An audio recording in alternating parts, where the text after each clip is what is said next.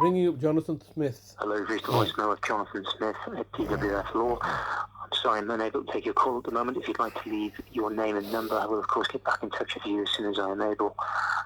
Thank you. Please leave your message after the tone. To re-record your message, key hash at any time. Hello, Mr. Smith. It's Mr. Hussain here. Once again, leaving yourself a daily message, a daily voice message, asking you to engage with me so I know where we stand with this case that you're pursuing. Today, I believe, is message number 39 that I've left you since the 18th of October.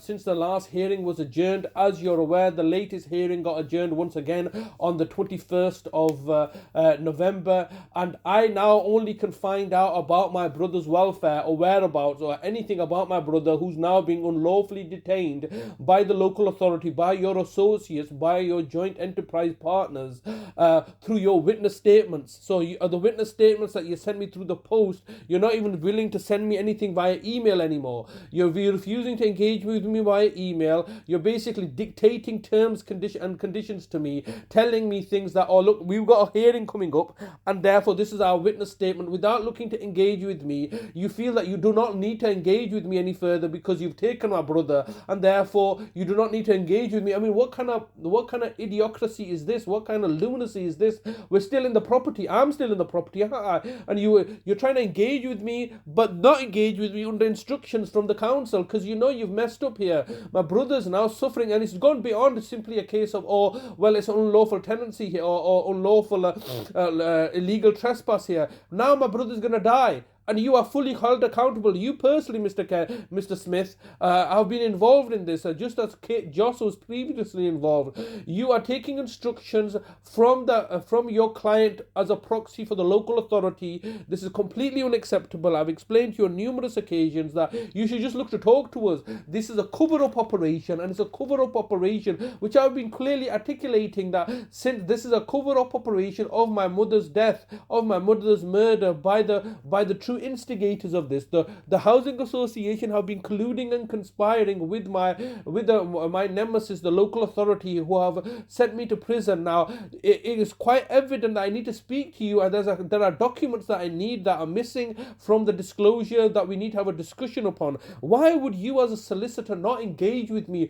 Who's authorized you to do this? Under whose instructions are you doing this? These are instructions by the local authority who are controlling you, and they shouldn't be controlling you because you're meant to be independent. And that's the key word there, isn't it? Independence. No one's independent from the local authorities' undue influence, are they? You're not independent. The housing association's not independent. The courtrooms are not independent. The judges are not independent. Nobody's independent. You're basically all working as a collective, as a tyrannical collective, in clear violation of democratic processes. You are colluding and conspiring together. The police are not independent. My own siblings are not independent. Everybody's simply taking instructions from the local authority, and as a consequence, you are violating my brother, a vulnerable person, my brother's human rights. He has a right to a family and a private life, just like you would argue that you have a right to a private and a family life. You were quite clear to highlight your right to privacy when I'm recording these calls and publicizing them. You're quite happy as a solicitor, or you were quite competent as a solicitor to try to make video takedown requests. What about my brother's rights? Okay, my brother's being denied access to his own family life, his own home, his own correspondence. These are all clear violations of the Human Rights Act. Now, you don't want to talk to me because you know this is wrong. What answer are you going to give me? What answer can you give me? This is why both you won't talk to me, the social workers won't talk to me. This is why the city solicitor won't talk to me. Nobody wants to now talk to me because you know you're all in the wrong. You know that you're violating our human rights. This is completely unacceptable, Mr. Smith. Your message has reached maximum length. Message deposited. Thank you for calling. Goodbye.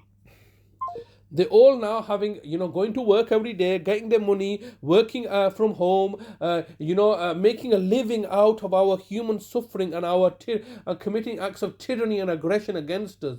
Now they're all sitting back and refusing to engage with me. Why would you not speak to me? This is message number 39 voice messages I've left. How humiliating and degrading is this, where they're saying, we don't want to talk to you, but we've got your brother and we're holding him hostage and there's nothing you can do about it. Absolutely ridiculous.